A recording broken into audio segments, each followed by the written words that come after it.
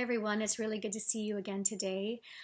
Today we have a very special lesson, but before we get to that, let's take a few mindful breaths together. So really noticing we're breathing as we're breathing is what makes it mindful. Let's think about our lungs. Let's pretend we have our lungs right here, and as we breathe in, our lungs fill up, and then let's blow the air out through our mouths. Let the air go. That's breath one. Let's do 5 breaths. Breathing in 2. Really feeling those lungs fill with air and breathing out. 2. Breathing in 3. Breathing out 3. Breathing in 4. Breathing out 4. Last one, breathing in 5. Breathing out 5.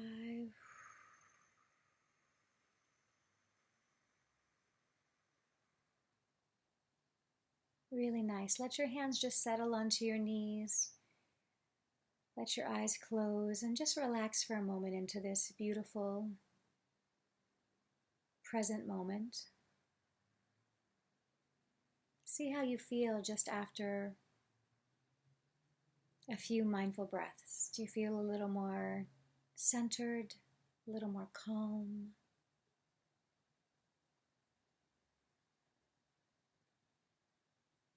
I know I do. Thank you so much for practicing with me. So today our lesson is about the world's greatest supercomputer. What do you think the world's greatest supercomputer is? Is it a smartphone? Is it a laptop? Is it a big computer in a scientist's lab? You probably know where I'm going with this. The world's greatest supercomputer is the brain, and you are born with your brain. I'm born with my brain. We all are born with a brain, so we don't have to go to a fancy store and buy it. It's something that we already have. And the brain, this human brain, is what creates all the smart computers and the smartphones and the tablets, and the brain is what allows someone to build a rocket ship and travel into space. The brain, the human brain, is what allows people to build the Golden Gate Bridge or an amazing structure. So part of your mindful challenge this week is to look around in your world and see all the amazing things the human mind has created. Not only things like an amazing bridge or a building or a rocket ship or an airplane, but also music or mathematics or language. It's true that some other animals in the animal kingdom do have a basic language, but you must admit that the human language, what we've been able to create, not just with English, but Spanish and Chinese. There's every culture has its own language, and language is so rich and amazing, and stories are created, and there's storytelling. It's really quite amazing. So part of your mindful challenge is to notice what the human brain has been able to create in this world. Today I want to talk about 3 specific areas of the brain that are affected by mindfulness. And scientists have shown that mindfulness affects the brain, and they have also shown that music affects the brain in beautiful ways. So this is our nice connection between music and mindfulness today. With mindfulness, the 3 areas of the brain we're going to think about are the amygdala. Can you say amygdala? Amygdala. Say it with me. Amygdala. One more time. Amygdala. The amygdala is one of the oldest parts of the brain. There's also a part of the brain called the PFC, which is the most advanced part of the brain, and it's the part of the brain that we as humans have that's even more developed than any other animals in the animal kingdom. We'll talk about that in a minute. And the third part of the brain is the hippocampus. It's kind of a fun word to say, right? Hippo, like the creature in the jungle, hippo, hippo, and campus, like a campus, like UCLA campus, right? Hippocampus. Let's say it. hippocampus. The hippocampus is responsible for the way that memory is stored in our brain.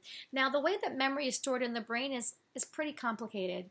And what do you think? Do you think scientists understand everything about the brain? Do you think we've already figured it all out? Or do you think there's a lot about the brain that we don't even know, even the smartest scientist? If you said it's true that we don't know everything there is to know about the brain, then you are correct. So I think it's important to say that, because the things that I'm telling you right now are the things that we understand about the brain right now, but it's always changing because scientists are learning more. Hey, do you know the special name of a scientist that studies the brain? A neuroscientist. Neuro means brain, scientist studying, right? So our neuroscientists study the brain. So Dr. Dan Siegel, who's an awesome neuropsychologist, which is someone who understands psychology and looks at the brain in psychology, he has a beautiful hand model of the brain that he likes to teach to kids, and I'm going to teach it to you right now. Take your hand and wave at me. Hello. Put a thumb in the middle. Curve your fingers around. We're going to pretend that that's our brain. And I'm sure you already know this, but there are actually two halves in the brain. The brain has a right hemisphere and a left hemisphere, and they come together to make one whole brain. So there's two parts to the brain, the left side and the right side. But we're just going to look at one half for now, knowing there's a second half. So I want you to peek inside where the thumb is. That is the amygdala. Can you say amygdala one more time? Amygdala. The amygdala is that old fight, flight, or freeze part of the brain. When we get angry, when we get stressed, that part of the brain really turns on.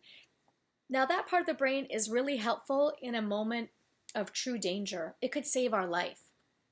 So that's an important part of the brain to have. But we don't want that part of the brain to always be leading us. That would mean that we'd always be fighting, running away, or freezing. And those really aren't the best choices for most of our modern life. If we curve our hand back over, we can see right where the nails are, that is the prefrontal cortex, the PFC. That is the smartest, wisest part of the brain. If we put our hand right beside our head, we can think about this hand model connecting to our brain. The PFC is right behind our forehead. Can you tap very gently and say, hello, PFC? Can you say that for me? Hello, PFC. This is where our prefrontal cortex is. Then the hippocampus is where the pinkies are. The hippocampus, the two hippocampuses, they curve around our ears. Inside the brain, of course. That's where the hippocampus is. Now, hippocampus is Greek for seahorse. The scientist who discovered the hippocampus thought it looked like a cool little seahorse curved around the ear inside the brain, so he called it the hippocampus. Kind of cool, right?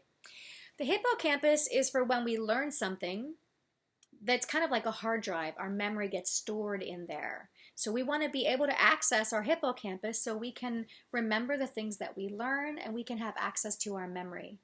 Now the PFC, what it's responsible for is all those uniquely amazing human things I just talked about. The ability to create, to think creatively, to imagine. Imagine a pink elephant. Close your eyes.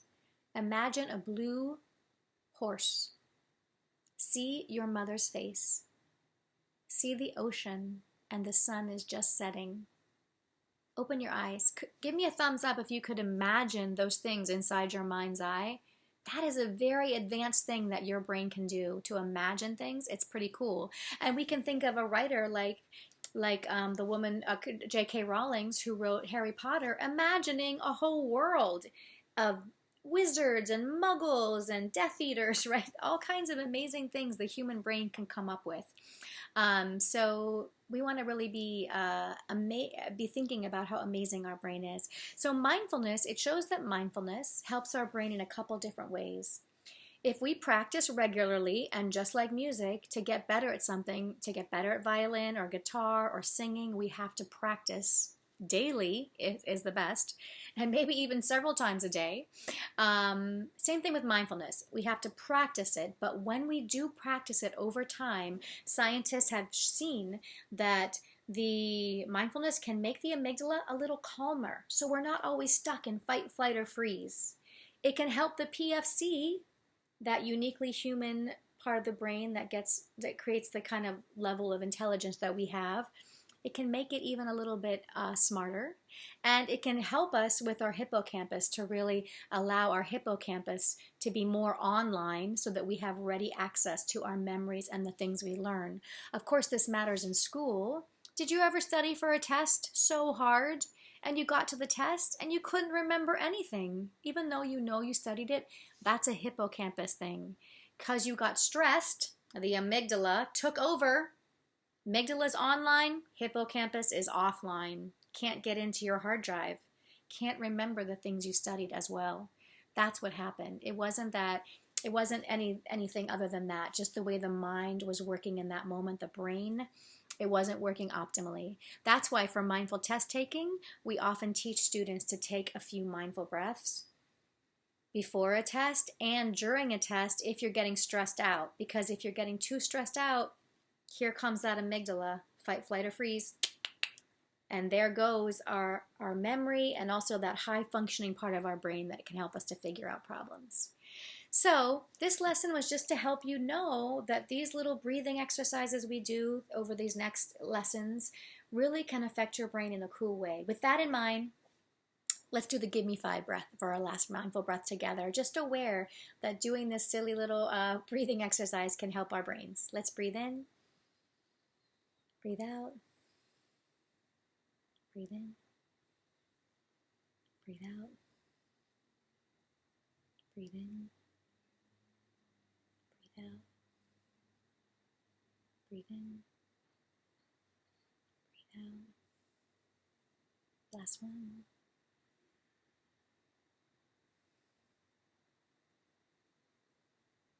Great job. I'll see you at the piano. Hi everyone. So today our music lesson is going to connect to the brain. And music is something that humans invented in the way that we think about music. Now, of course, bird songs are a beautiful kind of music. Have you ever heard whales singing? Whales sing underneath the water, and their whale songs can travel for hundreds and hundreds of miles. It's amazing. Maybe part of your music challenge this week will be to look up some whale songs. But there is a kind of music that we think of as the music that humans created that is connected to the brain and to mathematics. And so I wanted to just make those math connections and make a little bit of connection to the human brain and music for this week's lesson. So where does our Western music start? Western music starts in the way that we understand it in ancient Greece, where a lot of other things started. And as a matter of fact, one of the people who helped to invent a lot of our mathematical theorems, Pythagoras, he is one of the people that invented the first musical scale. The musical scale is based on a mathematical formula, and a lot of music principles and music theory are about math. So some people say music is math and music is math, but music is not only math. Music is more than just math, but it is very mathematical, and I love to teach about that because I love music and I love math.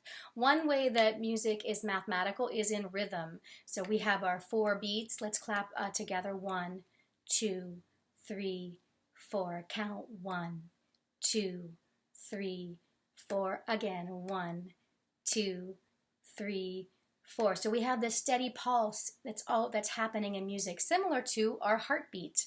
Some people say the first instrument was the drum.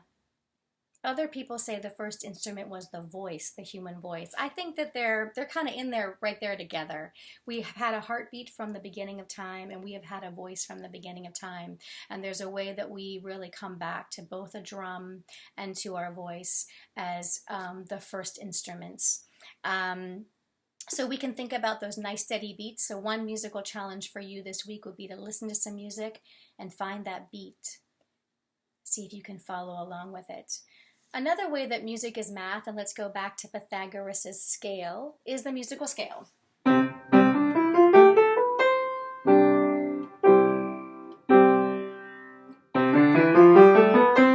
So those 8 notes, 1, 2, 3, 4, 5, 6, 7, 8, 8, 7, 6, 5, 4, 3, 2, 1. That is the basis for all of music.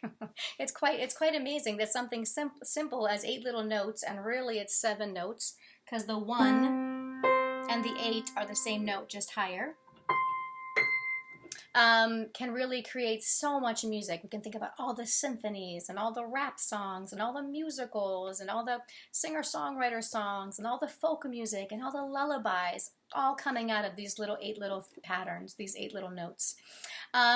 Often we think of the musical scale as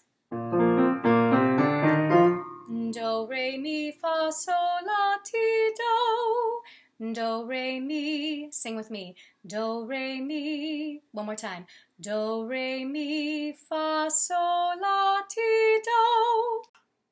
So we have the do, re, mi scale that most people know from that famous song.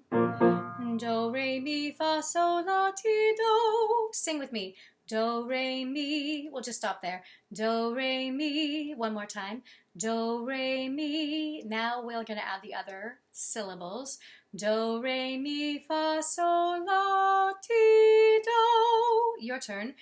We'll do it all together. Do, re, mi, fa, sol, la, ti, do. Do, ti, la, sol, fa, mi, re, do. We can come back down. Just like we go up, we can come back down. So let's try it one more time. Do, re, mi, fa, sol, la, ti, do. Do, ti, la, sol, fa, mi, re, do. But we can, instead of doing the do, re, mi scale, we can do the exact same scale, but now we can assign it numbers.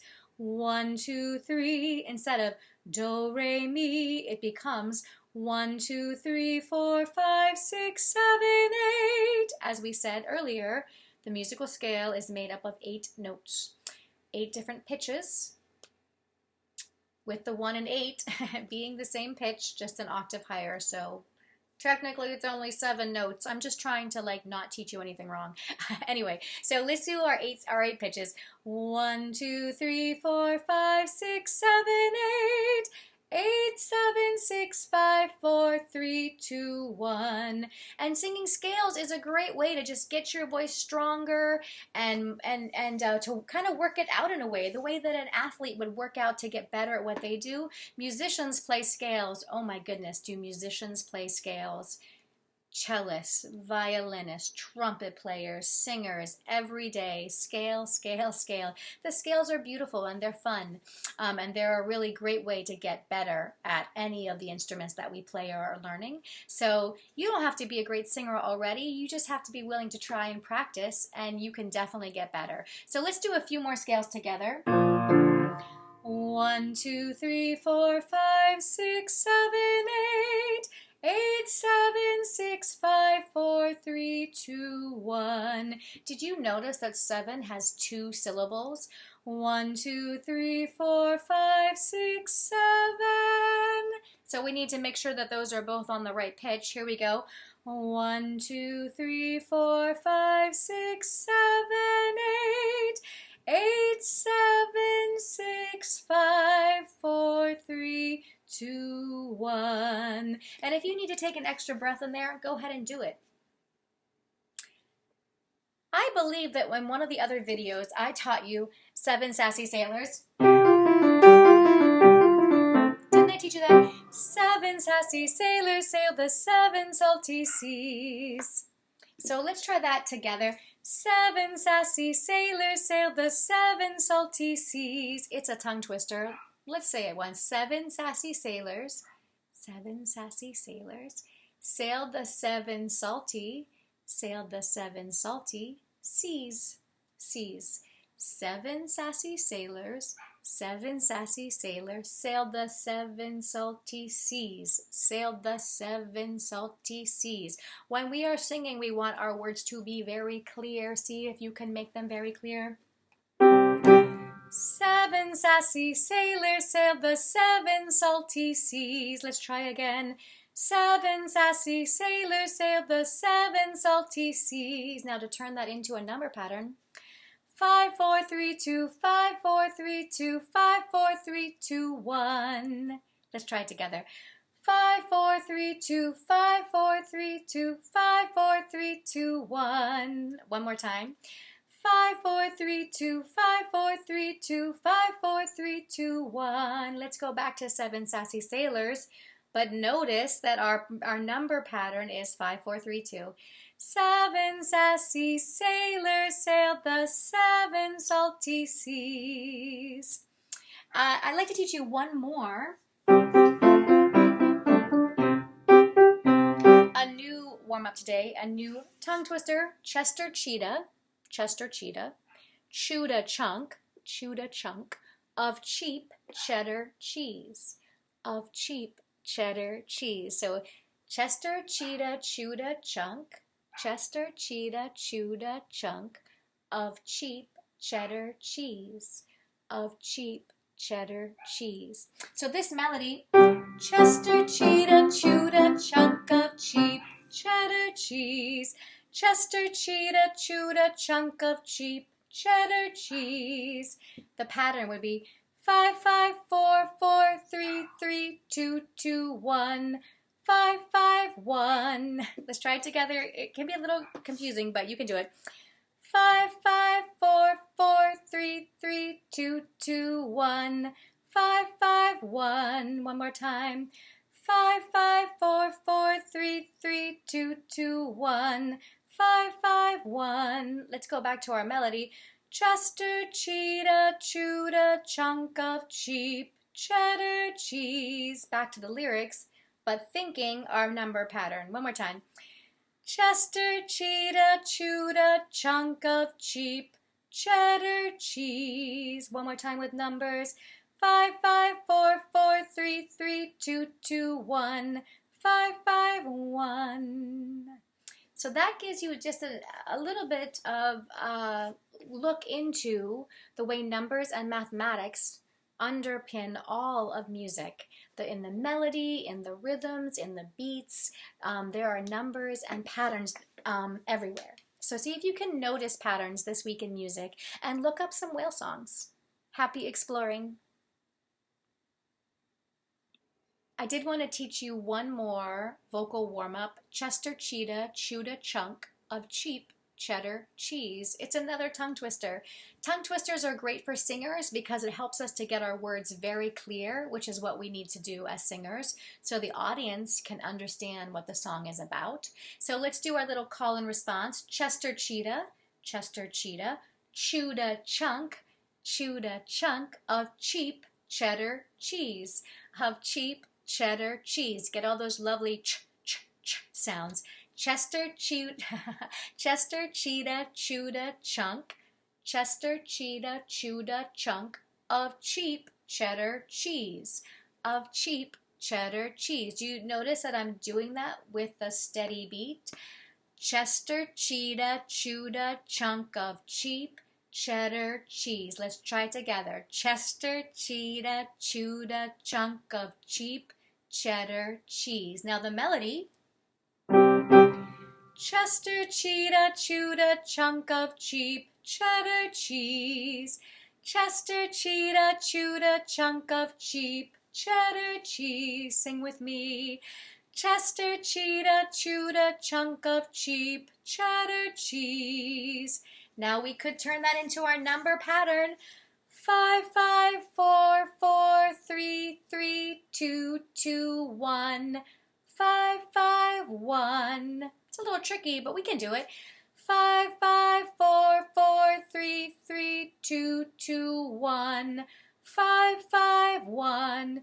Cheap cheddar cheese. 1, 5, 5, 1. Let's try it one more time on the numbers. 5, 5, 4, 4, 3, 3, 2, 2, 1, 5, 5, 1. And one more time with our words, our lyrics, our little tongue twister. Chester Cheetah chewed a chunk of cheap cheddar cheese. So your music challenge, part of our music challenge for this week, whale songs, maybe watching The Sound of Music, And what about practicing our tongue twisters and trying to learn our little vocal warm-ups, practicing the musical scale? 1, 2, 3, 4, 5, 6, 7, 8. 8, 7, 6, 5, 4, 3, 2, 1. Have fun with your music challenge this week, and I look forward to seeing you in the next lesson.